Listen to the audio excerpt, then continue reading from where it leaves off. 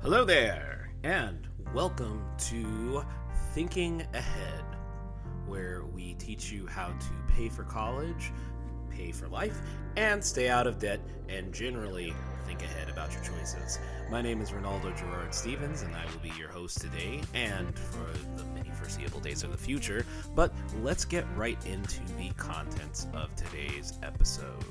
So, we are going to begin with talking about the path of your future.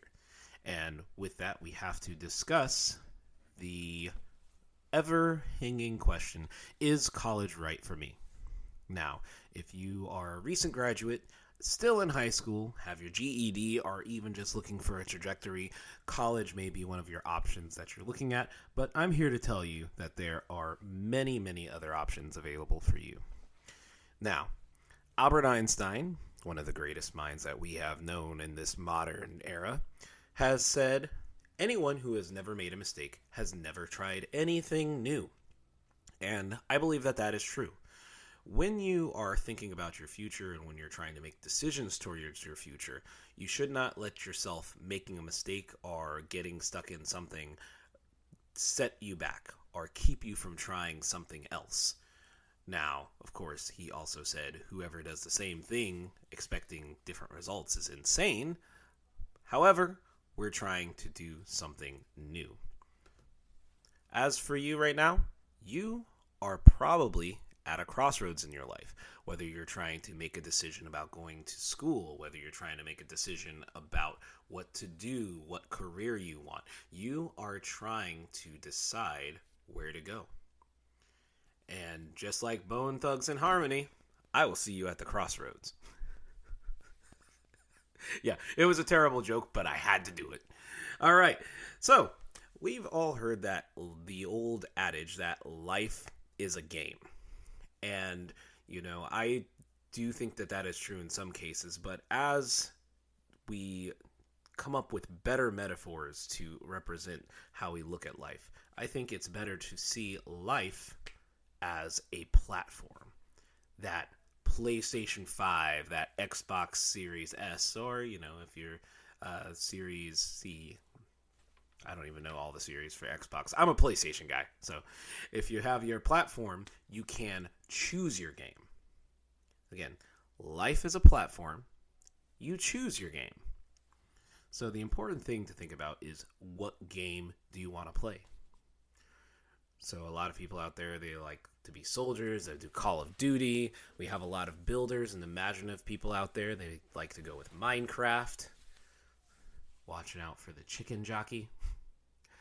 Some people prefer to catch animals and explore regions, so that would be more of a Pokemon player. And then some people just like to cause havoc and make money. Those are those Grand Theft Auto players out there.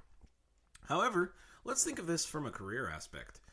If you're thinking of games and choosing a different game, think of life as a game platform. Choose your game. Choose the career, the job that you want to play at, what you like to do. Again, for the soldier seekers, that would be the military aspect. For the Minecraft builders, you might become an engineer or architect. If you like animals, then that could be a zoologist or a caretaker. And if that is Grand Theft Auto, sorry, not much of a future for you unless you're planning to be behind bars. In real life, you can't just paint your car and have all your stars go away. But the main thing I want to remind you of this is that college is not the goal. Your career, your job set is the ultimate goal. College is not the goal. It is just a way to get there. Let me rephrase this and put this in a different way. Imagine that you want to travel to a different city. I'm down here near West Palm Beach, so let's say I want to go from West Palm Beach to Sacramento or San Francisco or someplace far away.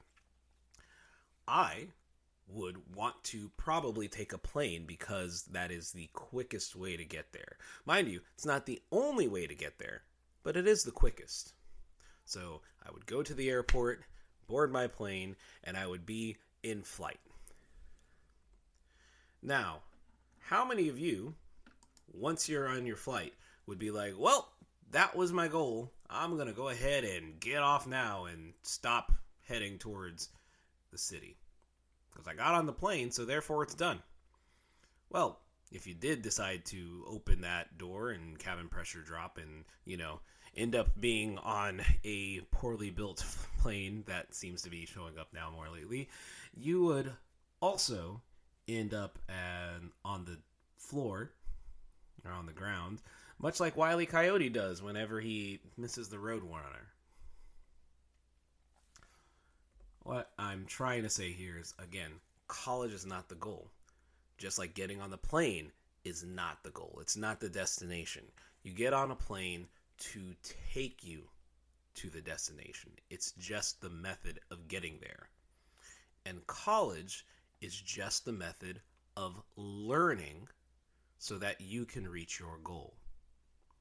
College itself is not the goal.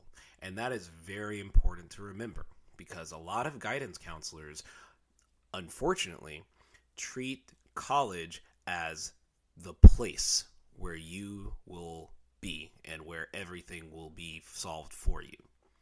And that is not the case. College opens a lot of doors, and especially you can make a lot of connections depending on which college you go to, but you can learn at any college. And you can learn outside of college. Many people, including Jim Rohn and along with Tony Robbins and other motivational speakers and educators out there, say ABL. That is, always be learning. Now, I know that's not grammatically correct, but please bear with me. This saying is meant to tell you that in life, no matter what you're doing, you need to always improve yourself. You need to always seek to make yourself better. In college is a way of doing that, but it's not the only way of doing that. So let's take a look at some of our options. What are our learning options where we can learn how to do our job or learn a trade or learn a career? Well, first of all, the most obvious is university. This is the one that's talked to you a lot in high school. This is the one that a lot of people say, where's your degree from? If you look at a lot of job descriptions, they say need to have a bachelor's or a master's in such and such field. But it is not the only way to learn a career or a trade. You also have the military. Now, a lot of people have things with the military. I'm going to describe each of these in detail, but a lot of people do have problems with the military. However, it is a great way to learn a career, learn a job, and learn skills that will help you in whatever path you choose. You also have vocational school. Alongside of that, you have apprenticeship. You have joining the workforce directly and right away. And then you also have volunteer work. And I'm going to talk about each of these in detail, so please stay tuned. Let's start with the university or the college experience. So, college, we have a lot of benefits for college, and that is, of course, it does bring prestige to your learning experience. If you tell people you've watched 150 hours of YouTube videos on a subject versus having taken 2 classes on a subject, which, on paper is only 6 credit hours, but you do spend a lot more time in there, people will usually take the person who went to college class advice over the YouTube watcher's advice.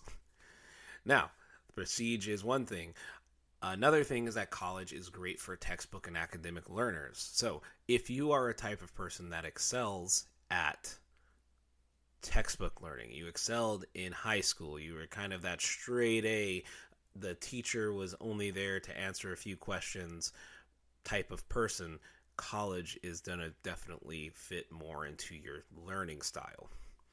College is also great for theoretical and research-based fields. If you are a physicist or desiring to be a physicist, I should say, or wanting to learn more about chemistry or even the experimental sciences, college is basically your way into those fields. You can get research jobs through universities. Now, what are some of the negatives about college? Well, first and foremost is the cost. It is an upfront cost, and you have to wait usually 4 years before you even see any payoffs. So you will be not working as much, usually, and you will be, of course, paying for those classes. Now, there are many ways to offset the costs of college, and I am going to talk about that in another episode. However, for a lot of people, you will still have to pay something out of pocket, and that is something that you need to keep in mind when considering a university. Another negative that I would consider is that it's a traditional classroom setting. Now, this is very important for people who don't learn best in a traditional classroom setting. So if you are the type of person that is more hands-on and you like to learn by experimenting, then college may not be the best option. They usually like to treat their classes with this is the correct answer and this is how things are done. Whereas if you do more of a trade, you have ways that things are done, but then you can experiment and see what method works best for you. All right, let's take a look now at the military service. Now, we now have 6 branches of the United States military: Air Force, Army, Marines, Coast Guard, Space Force, and Navy. And all of those offer many opportunities. So, the benefits are the pros of being in the military. Of course, you are paid for your service. You get schooling or training, depending on your post, and you, of course, do get the military benefits and, in some cases, prestige and respect of your fellow countrymen. And the benefits that they have are great for short-term and long-term servicemen. So, of course, the GI Bill, that's available for anybody that serves a minimum of 4 years. Then you have veterans benefits that you get through Veterans Affairs. And, of course, retirement packages if you serve longer. Now, the cons or the negatives of joining the military are you do have limited options in your first few years of service.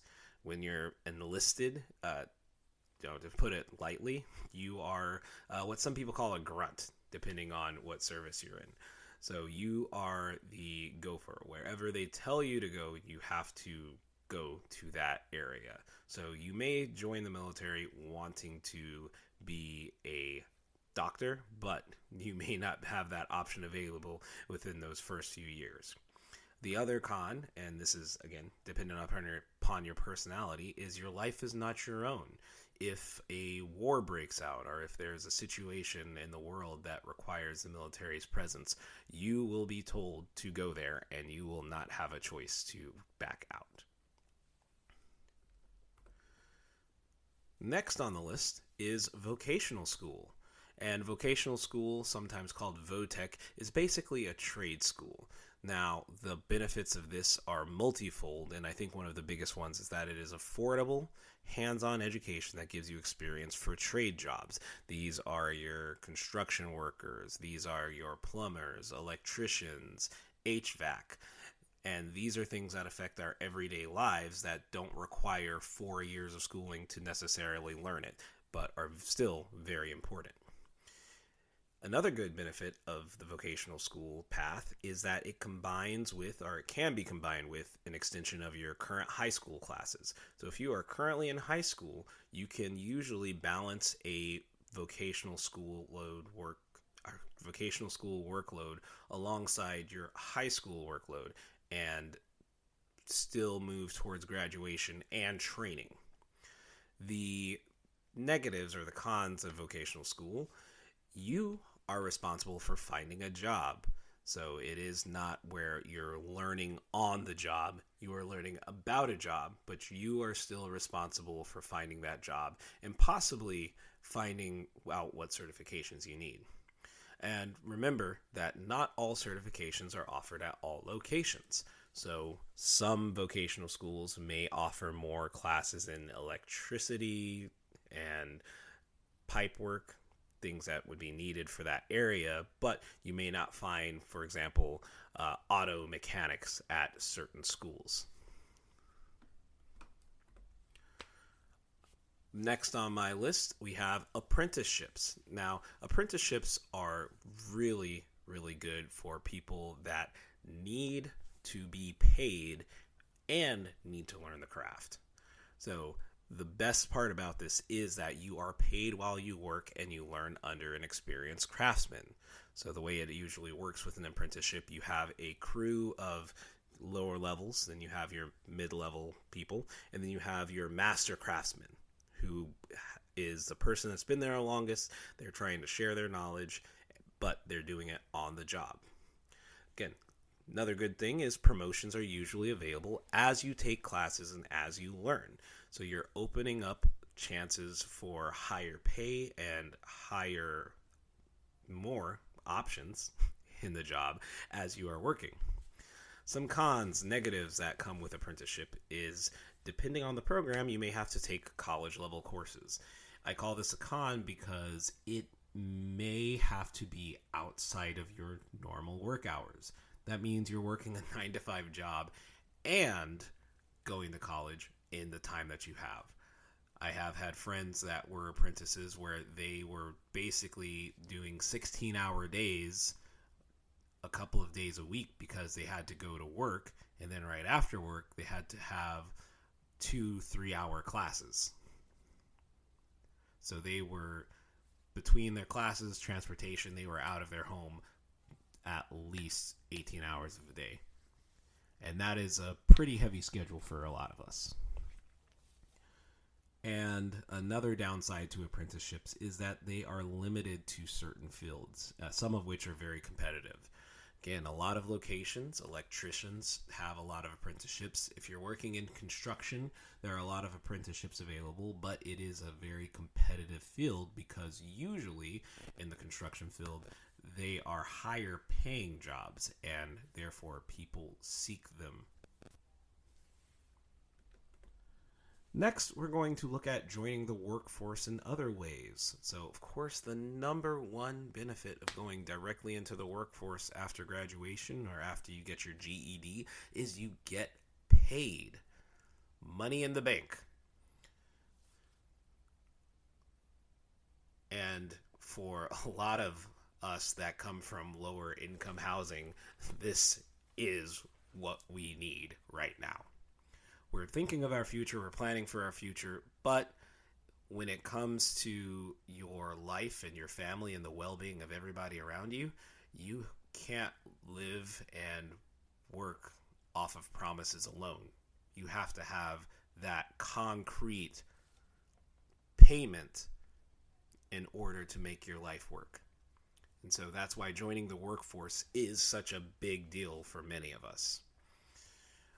Another unseen side of joining the workforce early is that you learn the soft skills that aren't taught in college. Now, for you younger people, this may not be a surprise, but a lot of us millennials and older, we have had the experience of seeing people come into the workforce right after college and not really knowing how to ask questions or how to even interact with their teammates.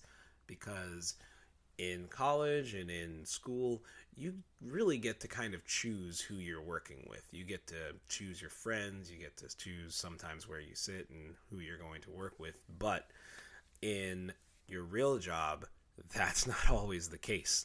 So you have to learn how to work with or cope with people that aren't necessarily your friends. In fact, they may be your enemies, but they're still your coworkers. And that is a soft skill that is not taught in college usually. The last thing about joining the workforce, the last good thing I should say about joining the workforce, is that it's a great way to bide your time if you are thinking about or saving for a specific goal. Let's say that you are an entrepreneur and you have a very specific idea and you know there's a market for it and you know people will need it. However, you don't have the starting income. If you can work for a year or two and get that project base started and set aside money for that, you can have a launch that is more successful and more guaranteed to succeed than if you try to do it without any economic backing, whatever. The biggest negative about joining the workforce right away, and this is the one that everybody focuses on, is that without a degree and without certifications, some positions are just not available. I mentioned earlier how most jobs on their description will say such and such degree is needed, or such and such level of degree is needed from this type of university or this type of organization. And while those degrees give value to the people, they're not always needed to actually do the job. So it makes you look good on paper to have these degrees, and that's really where some of the strength of going to college comes from. So if you are joining the workforce, you can be in that position for several years, but if you don't have a degree, some doors will be closed to you. And while it may not be fair, it is the reality that we live in. So I'm going to leave part 1 of this episode of Is College Right for Me off with a question. A series of questions, really. And it has to deal with, what do you want to do? And what are you good at? What do you want to do, and what are you good at? And I've created a quadrant section. How would I say this? I've created a worksheet that I want you to use to find out what it is that you're good at and what it is that you want to do. It's very simple, very easy. And with that, we're going to look at a chart. I call it my 4-quadrant skills versus desire chart. And the 4 quadrants on this chart is, I know what I want to do and I know what I'm good at. I know what I want to do, but I don't know what I'm good at. I don't know what I want to do, but I know what I'm good at. And the 4th one, I don't know what I want to do, and I don't know what I'm good at. So, if you fall into the last 3 categories, what I want to do, my goal is to move you into the I know what I want to do, and I know what I'm good at category. So, in the episode notes, please download the form, take a look at it, fill it out, and then on the next episode, we'll talk about how to use this to look at your potential options for the future. I'm going to leave you off with this. A degree is not a job title. A job title is not a person. You are defined by your choices. Choose to play the right game. And with that, we come to the end of our episode. I hope that you learned something. I hope that you're still looking to better yourself. Again, download that form, and I will see you next time on Thinking Ahead.